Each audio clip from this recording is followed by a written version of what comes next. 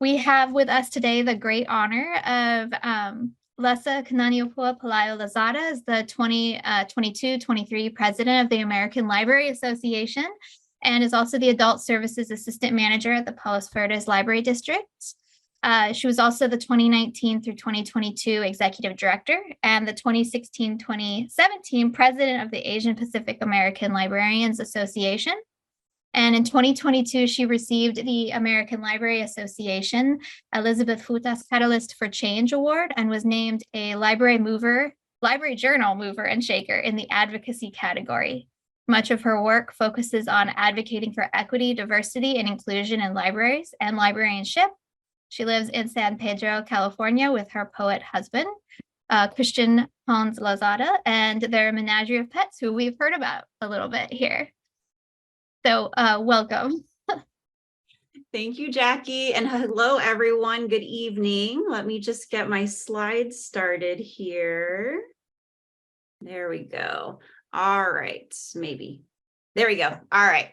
So I'm so excited to join you this evening and share a little bit about my time working in libraries, opportunities in libraries, and more. Like Jackie said, there will be time for questions. Feel free to drop them in the chat. I can take them as I go, or we can take them at the end also. I've got maybe 40-ish minutes of just kind of slides, but we can also change the conversation and pivot it at any time to whatever you folks want. I'm super flexible. So I did want to share a little bit because although I'm ALA president, I will admit that as I've traveled the world and the nation speaking to library workers over the last 10 months, I've kind of wondered what they could possibly be interested in my experience as a library worker and library leader, especially when I went to the Sharjah Library Conference in the United Arab Emirates. I wondered what experiences would resonate the most with folks from the Middle East and Africa. There were 250 people from over 12 countries with panels and keynotes being translated back and forth between Arabic and English, which was super cool. It was my first time being in an environment like that. But what I discovered after visiting their beautiful libraries with state-of-the-art technology and meditation gardens, top-of-the-line maker spaces, was that there is actually much that I share culturally between my Pacific Islander upbringing and their Middle Eastern upbringing. We share through the desire to access information, value wisdom and knowledge, and also embrace changing communities, as we all do in any type of library that we're working in. I heard really cool stories from folks out there of connecting with their communities by doing things like embracing the oral traditions of their elders, by bringing in the desert sand to show the connection between the outside and the inside of the library for folks who didn't trust or feel comfortable in that physical space, and making sure that there was a safe and secure space for everyone who walks through their doors. All things that resonate with me as a Native Hawaiian librarian, although perhaps instead of desert sand, probably ocean water. At the Association of Tribal Libraries, Archives, and Museums conference in Temecula, California in October, I heard from Native Hawaiian librarians incorporating our traditional practices into library services and spaces, as well as our collections. By working together with educators, cultural practitioners, and other experts in language and culture, librarians Dr. Siobhan Matsuda and Anne-Marie Paikai worked with the University of Hawaii Library System in their community college libraries to create Indigenous language-controlled vocabularies and authority records that better represent and respect Indigenous worldviews, resisting the status quo.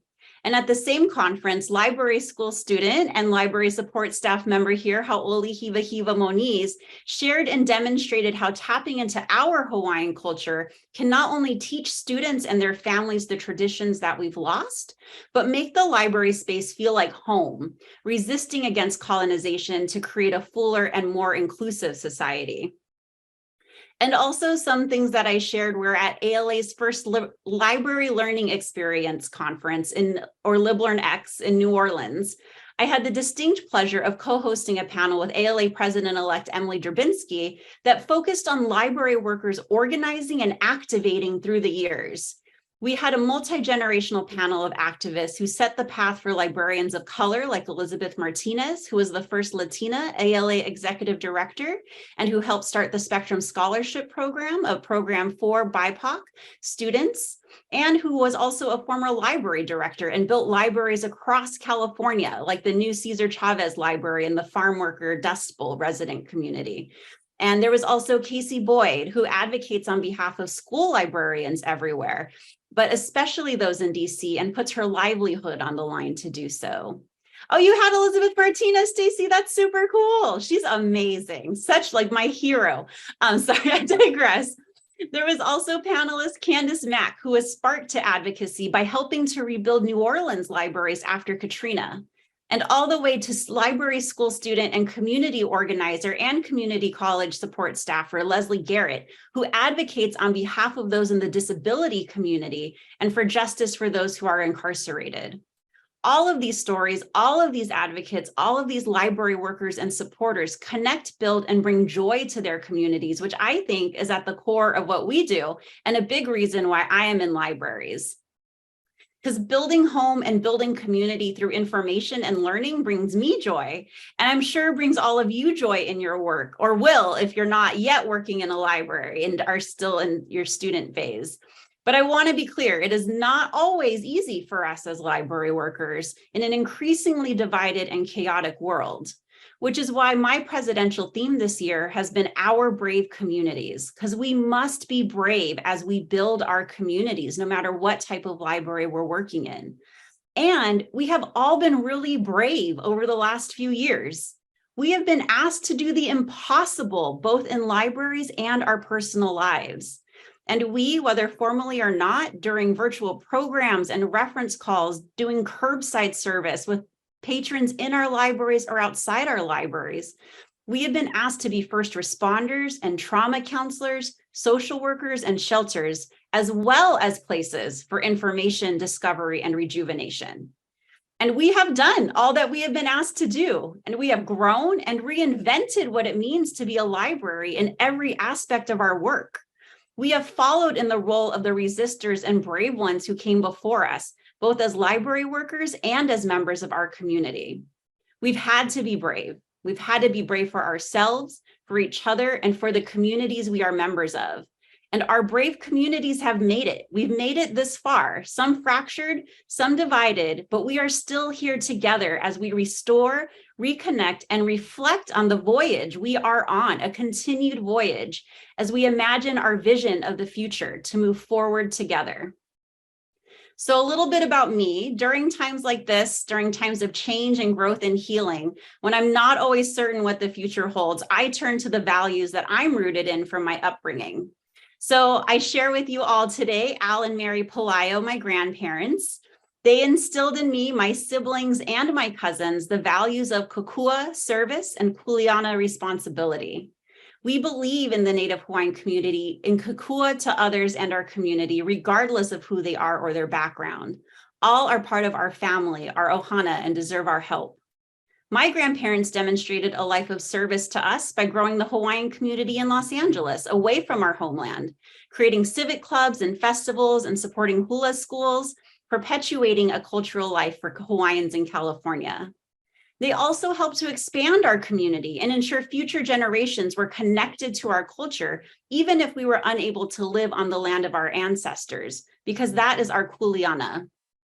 So these are values that I rely upon as a leader and a library worker to push me forward. And I invite you all to determine what those values are that push you forward and make you excited about this work. Because we are all a part of many different communities, including the community of library workers and leaders, which we are all a part of, regardless of what position we hold in the library. We are all library leaders. So for me, using Kokua and Kuleana, our library community works together to uplift diverse voices and work against censorship. Our community encourages our patrons' right to read, and our community resists those who wish to silence us, and we uplift each other with our voices. For we must be brave and be heard and speak up and speak out for ourselves and our communities. And I think that the best way we can do this is to speak with a collective voice, to come with a collective message and to work together towards not only the freedom to read, but the freedom to liberate. But how do we activate our community in that way when sometimes it feels like we're alone or we're not in a position to do so? When activating, I turn to Bell Hooks's idea that not only do communities sustain life, but that, quote, one of the most vital ways we sustain ourselves is by building communities of resistance, places where we know we are not alone, end quote. This idea shows me that activation is possible when we work together, and knowing that we have been alone and not feeling alone when we've been so isolated from another. And reconnecting with our communities can be difficult when we're hanging on by a bare thread ourselves. I get it.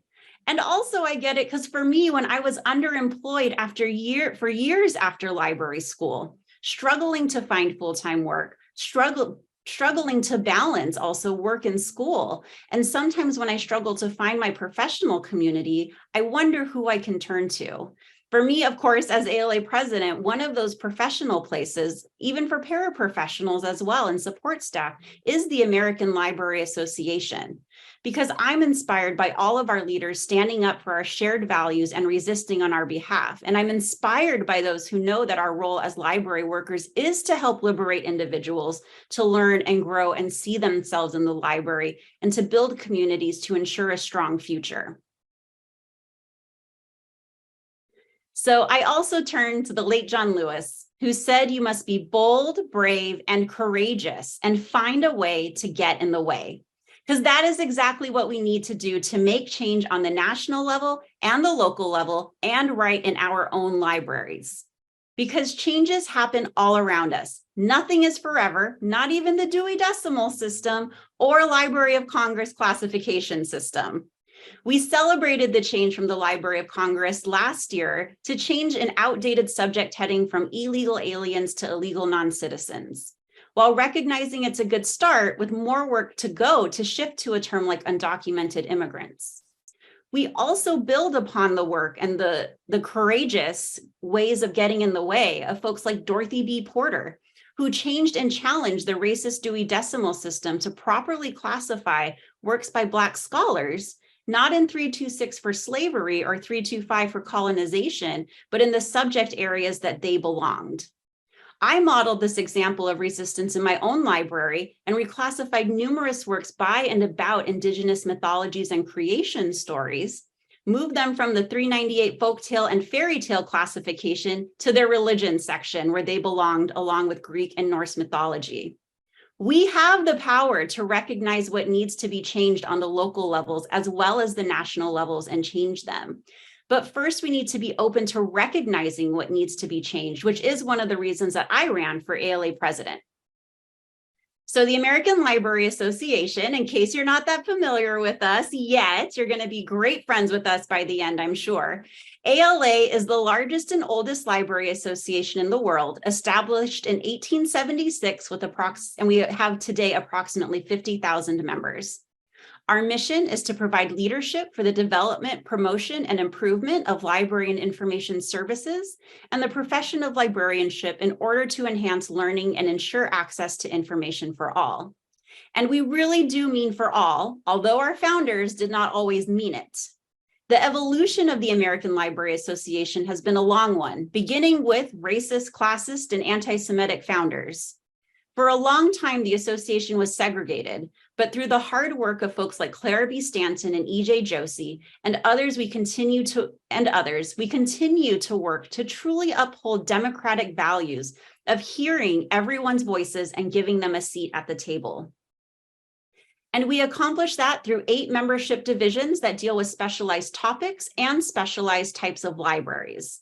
They are the American Association of School Librarians, the Association for Library Service to Children, the Association of College and Research Libraries, CORE Leadership Infrastructure Future, the Public Library Association, the Reference and User Services Association, and United for Libraries, which focuses on trustees, friends, and foundations, and the Young Adult Library Services Association.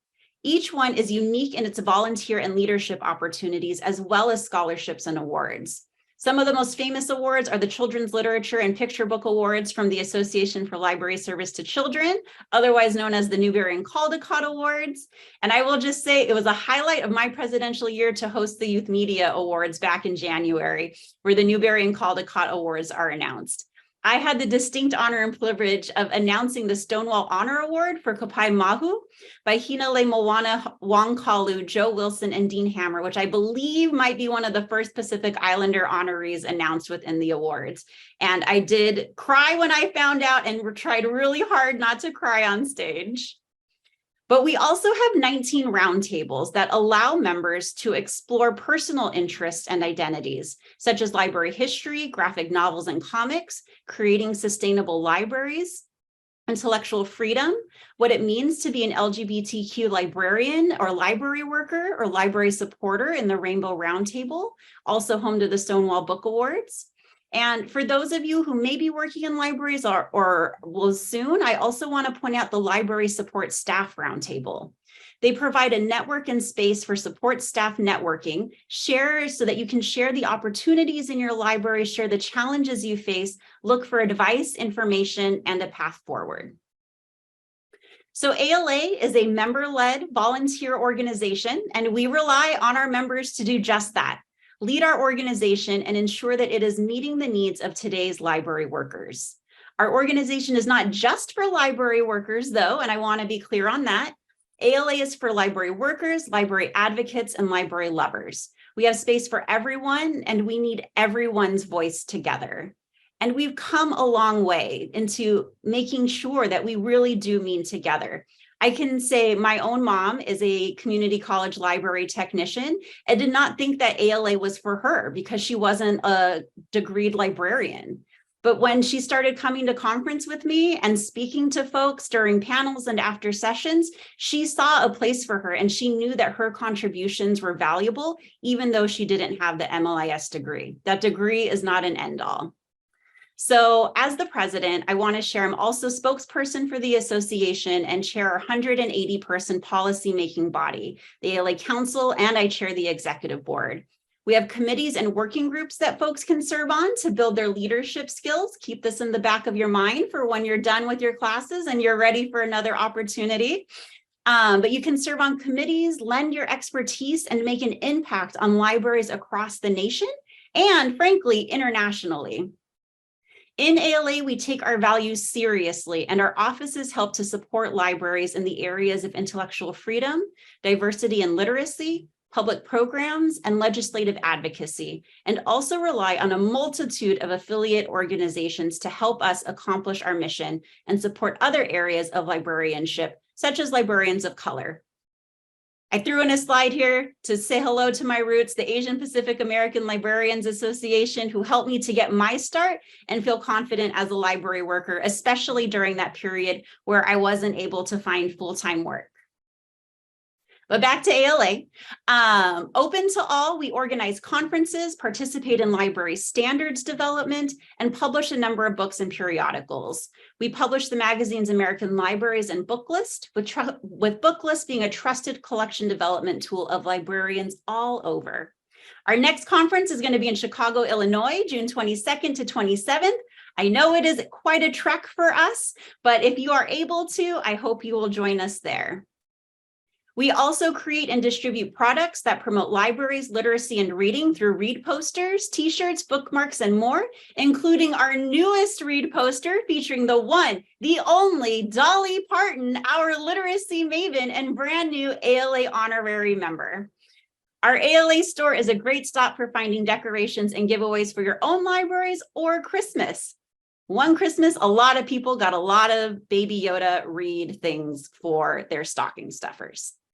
Along with other organizations, we also sponsor the annual Banned Books Week the last week of September, and the Young Adult Library Services Association, YALSA, also sponsors Teentober every October, which celebrate teens, promote year-round teen services, and the innovative ways teen services help them learn new skills and feel their passions inside and out. But wait, we're almost done with ALA propaganda. I also want to share that ALA's Office for Library Advocacy has an initiative called I Love Libraries, also known as I Love Libraries, but I Love My Librarian Award. So this one helps to attempt to spread the word about the value of today's libraries, promote the value of librarians and libraries, explain key library issues, and urge readers to support and take action for their libraries. And tied to that is the I Love My Librarian Award, which awards 10 librarians every year who are nominated by their communities. It comes with a cash prize and the glory of sharing their great work with the rest of the world. One awardee this year called it the Oscars of Libraries. And in addition, ALA helps to promote diversity in the library profession with various outreach activities, including the Spectrum Scholarship Program, which awards academic scholarships to minority library students each year. In addition to Spectrum, ALA helps to provide over $300,000 annually in scholarships and awards, a list of which can be found on our website at ala.org. And I encourage you folks to check it out, especially if you decide later that you want to take the next step. And of course, I have to mention National Library Week, which is the second week of April, the last week of April this month, which is this week. National Library Week is a national observance sponsored by ALA since 1958, where libraries across the country celebrate library resources, champions, and promote public outreach. ALA also, of course, provides grants to libraries for programs and collections and support for librarians who need it, because we need it now more than ever as we face the challenges ahead of us. Which is going to take me into a bit more of a somber discussion for a little bit about banned books. So in 2021, ALA's Office for Intellectual Freedom tracked the highest number of challenged and banned books in its 20-year history. There were over 700 challenges to library, school, and university materials and services, resulting in almost 1,600 individual book challenges or removals. By comparison, in 2019, ALA tracked 377 challenges. So half the number in 2019, it doubled in 2021. Last year, in 2022, there were over 1,200 attempts to ban or restrict library materials, targeting over 2,500 unique titles. So that's about a 40% increase. And the interesting thing about this is that 90% of those challenged books were part of attempts to ban multiple titles. Whereas before it was a one-to-one, like a patron or a parent, patrons are parents are patrons, I should say, would find an objectionable book or something in the collection and would take it to a librarian. Now what we are seeing are organized attacks against libraries to ban books, where these groups like Moms for Liberty, Americans for Prosperity are creating lists of books, templates, and talking points on how to get books removed. And you can see that in that 40% of cases this year involved 100 or more books asking to be banned at one time. So we know that they're not reading these books. We know that they're not actually interested in the freedom to read or democracy or anything like that. But we also know that this is just the chart of how it's skyrocketed over the last few years. But what are they banning, right? What are they actually going after?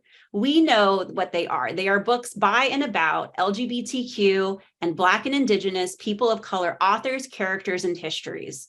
They are under the guise of being sexually explicit, pornographic, anti-police, and promoting specific social agendas. We know that the target is inclusion. We know that the target are identities and stories that have been historically silenced to keep those in power in power.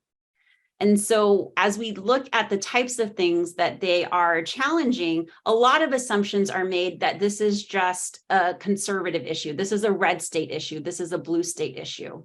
But as we can see from this map, it is an us issue. It is across the country. The only state in 2022 that did not report any challenges was the state of Nevada. That is the only one. And I want to make note also that these are self-reported statistics that we have. We pull them from self-reports as well as from news articles. So we know that there's a lot that don't go reported. There's also a lot of soft challenges that happen where maybe somebody tries to challenge a book but refuses to go through the formal process. So those also are not accounted for. But the good news is that we know that silencing books or challenging books is not a popular opinion, actually. And we know this because last year, ALA did a survey and found that 71% of voters across party lines oppose efforts to remove books from public libraries. So this is a vocal minority that is organized and is making themselves seem much louder than they really are. So what we have to do is fight back. And we can do this whether we are working in a library, whether we are a library supporter. We need everybody. We need all of our allies, our friends, our families to join us and unite against book bans, to raise our voice and join the movement so that we can reject any efforts to ban books and make sure that we allow individuals and parents to make decisions about what they and their families read. So if you visit uniteagainstbookbans.org, it's there in the bottom. You can learn more and join our efforts to take this message beyond the library world, again, to our friends, families, and allies in all arenas, to use the tools we have to help communities uphold our rights and privileges. So that was kind of all higher level world of libraries, who can support you, what the landscape looks like right now in terms of challenges, and a little bit of why I'm in libraries. So I want to pivot a little bit here to share with you about the reality of it, working in the library, the everyday now. This here is a picture of my colleague, Ebony Henry, who is a school librarian at Truesdale Elementary in Washington, D.C. I had the opportunity to visit her last spring and to meet her students. So they cover things like critical thinking and research skills, but they do so much more than just do information literacy and reading-based literacy help, because she really tries to create a community amongst her students also. Her hair is in cornrows in this picture, but usually she has a big puff of hair. And so she started a hair club for her students so that her students who also had hair of all different types could come together and share in that way. She also has a Minecraft club to encourage all the kids who just want to scream and yell and play Minecraft with each other to have that space, but also to create community in that space. And know that just because you're on one end of a computer doesn't mean that there isn't a human being on the other end of that computer as well. Something I think we all could probably stand to remember a little bit more in these days. And she also has a little free library. She had one before the pandemic, but this little free library came in to be essential during the pandemic when the school was closed, and was one of the first ways, only ways, that folks in her community were able to access books. So for me, I got into libraries because they're fun, because you get to do a lot of fun programs. I originally wanted to be an elementary school teacher, but I went to about 2 days of credential classes at Cal State Long Beach and decided this was a terrible idea. There is no reason that I should be locked into a classroom with 30 impressionable youth all by myself as their sole responsible adult. And so I pivoted to what I thought was going to be my second career in libraries. So I let you all know that my mom is a community college library tech, library worker, but it never occurred to me to work in libraries at all, because I didn't see myself in them. I didn't see a place for myself in them, and I didn't know where I fit in. But when I was working at Borders Books, a group of Los Angeles Public Library librarians came in to spend the end of their year slush funds. And I was like, that's so cool. They walked out with carts and carts of books. And I was like, I want to do that. So my plan B became my plan A. I walked into the Lomita Library, a County of Los Angeles library branch, and said I would like to volunteer, because I did not want to start an MLIS program without making sure this time that it was the path that I wanted to go down. And they offered me a position as a library page. And so that started my career in libraries and kind of solidified that I would be here for the long term in many, many different positions and in many different libraries. So this picture here is from my very last program from when I was a children's librarian before I went into adult services, and we had a Star Wars day, which was amazing. And the kids lost their freaking minds. I lost my mind, I should say. So, but a little more about a really cool school library that I visited. It is an elementary school library, but I feel like the lessons that they teach at any level are applicable also to our adult patrons and the types of services that we can offer adults and the connections that we can make. So at the Martin Luther King Jr. Elementary School in Tuscaloosa, Alabama, librarian Kat Baxter shared this gorgeous space and fun reading kits families can take home, like the one pictured here featuring I Ain't Gonna Paint No More, which has a family activity with the book, as well as a painting activity that they can do together once they have finished reading the book. But the program that I loved most that she did was bringing the Green Book to life for her fourth graders. So the Green Book was an annual guidebook first published in 1936 and helped African Americans safely navigate the roads of a segregated US. The guide helped to identify services and places relatively friendly to African Americans so they could find lodging, business, and gas stations that would serve them along the road. This school and its surrounding community in Tuscaloosa are in the heart of the scene of much of the civil rights movement. And as part of their library time, librarian Kat integrated this historic document with research skills building and technology. So each student was given an address from the Green Book to look up on Google Maps and see what it is today, if it still exists as a building or has become something else.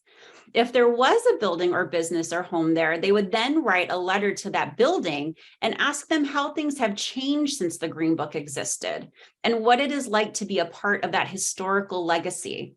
So connecting the past with the present and really the future was key to this project, and honoring the legacy of those who came before while teaching students, I think, is a beautiful example of library work at play.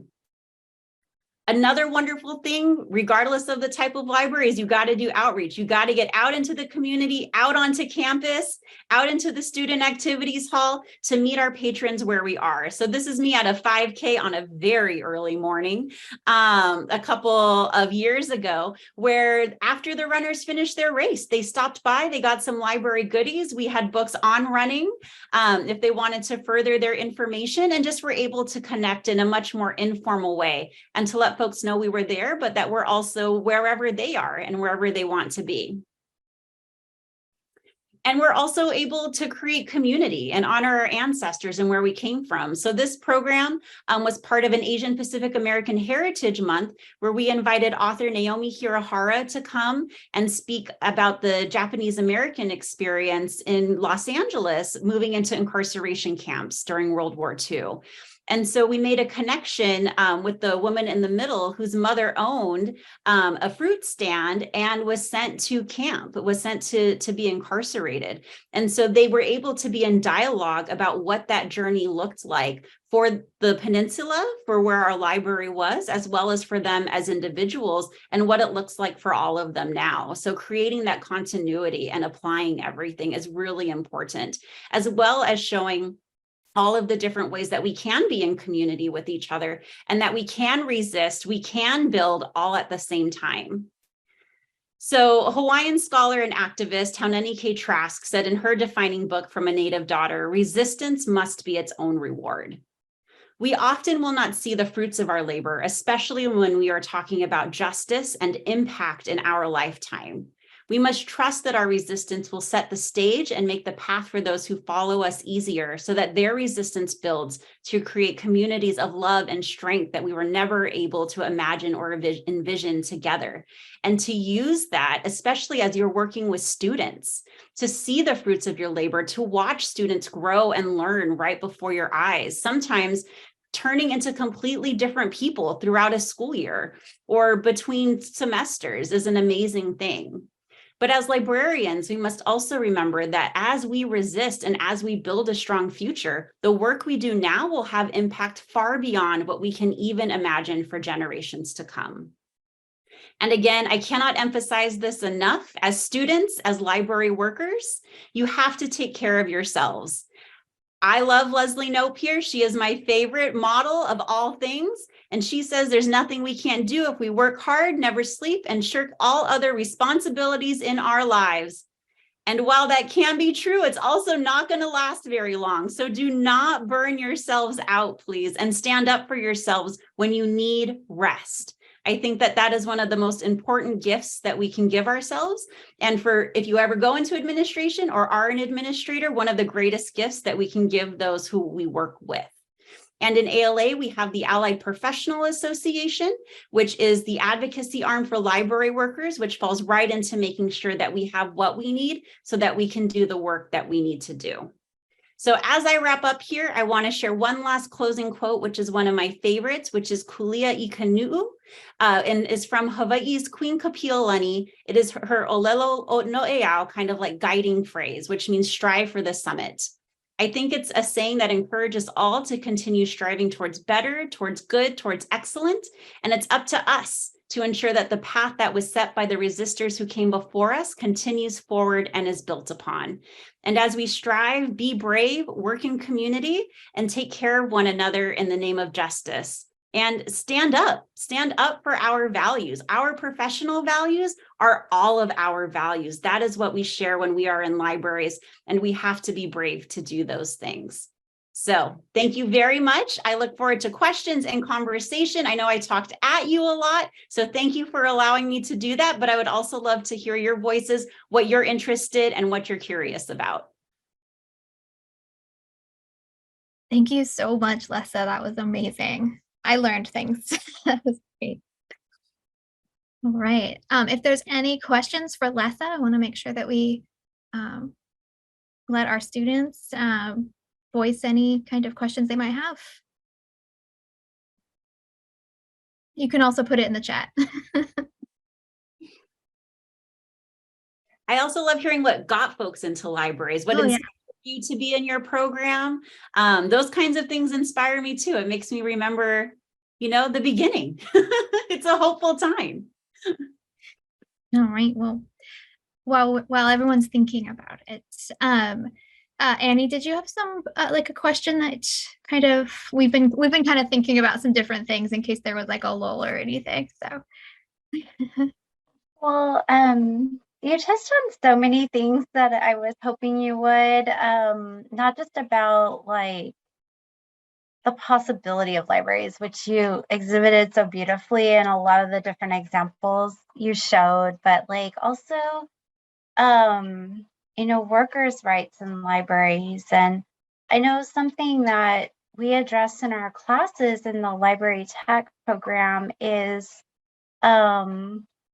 you know, we try to support students in making that bridge into their professional life of navigating, you know, what it means to be a support staff member, a paraprofessional, thinking about positionality when working with degreed librarians. Hopefully they work in spaces where that's really not too much of an issue, or that they're valued the way they should be, you know. And so I just wondered if maybe you have any advice for students in navigating those spaces, especially when they're in paraprofessional roles. I hope that made sense. I know that was a very long question.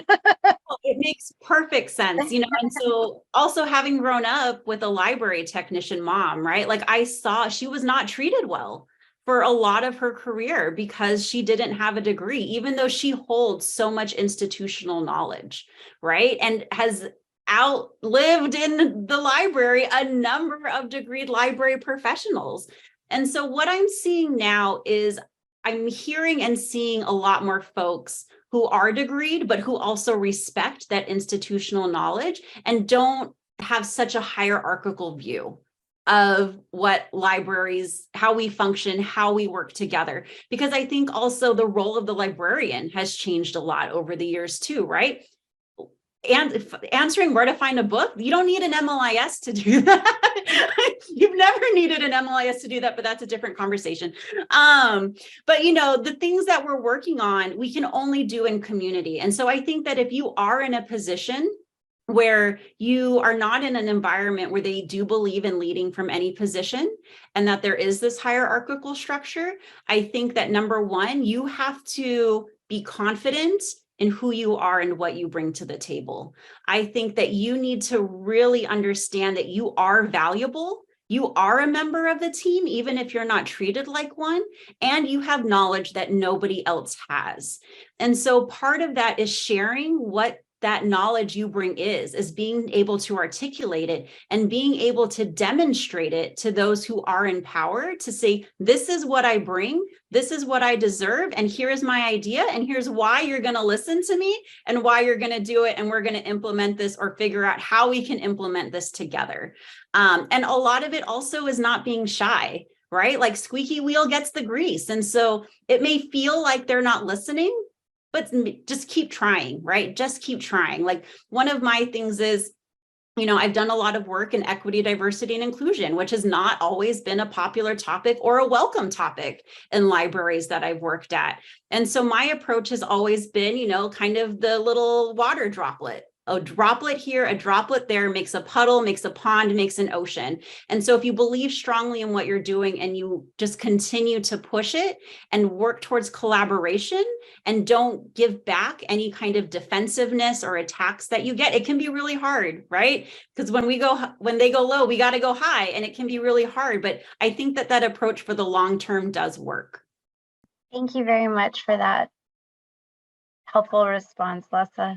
And I'll also add just like finding your allies, right? Like sometimes when we're not in positions of power, there are people who are in positions of power or influence who can speak up for us. And so identifying those people is also really helpful, and having people that you can just vent to. Yes. Definitely need that. True. I do know that a lot of times the students, the questions they have deal with just knowing where to start. Kind of like, do I need to go get a master's degree? Do I have to have, is a certificate enough? Do I have to have an AA? What would be a good position to start in? And where can I look to try to find those positions? Yeah, so it depends a lot, I think, on what your intended outcomes are, number one, what you want to get, but also what your barriers might be, right? It's not always possible for everyone to get an MLIS. It is a very expensive degree, and that in itself is a barrier to a lot of individuals. But you also don't always have to pay for it. So I think that testing out the waters, I think, is important, right? I was like, I'm going to volunteer before I commit to this program because it's really expensive. And I already lost a ton of money in that credential program for 2 days. So testing it out, getting a page position, getting a clerk position, seeing if you like the vibe of the library. Like rather than starting all in, I know a number of people in an MLIS program who have not really stepped foot in a library before and who have these antiquated, idealistic views of what their career is going to be like. And I think that those of us who have done certificate programs, who have started in different positions in the library that was not a librarian, bring that cohesive, valuable perspective to the work. And I think it's also important to remember that you can keep going, right? Like you can get your certificate, start working, and then decide, you know what? I want to keep going. I want to do this next step. It doesn't have to be all at the same time, especially if you're looking at your second or third career. Library workers have very long careers. Like I did that straight through thing, and I'm like, I got like 40 years in this profession. Like, what am I going to do? Right? Like you have to shake it up. You have to give yourself new challenges. So I think figuring out where you start, where a good starting point is for you, and exploring those options and exploring financial opportunities are also really important, and finding out where those funding sources are, right? So like ALA has a bunch of scholarships, but also the National Associations of Librarians of Color, like APALA, they have a bunch of scholarships as well. There's also sometimes support staff scholarships to attend conference, like the California Library Association has free registration for library support staff. So look for those opportunities so that you can test the waters also to see how far you want to take it or where you want to go in that next step. That's so helpful. You get those questions a lot. Yeah, I bet. I mean, it's expensive and they're hard decisions to make. And there's different avenues too. It's not like it's public, academic, school. Oh, that's a whole nother Yeah.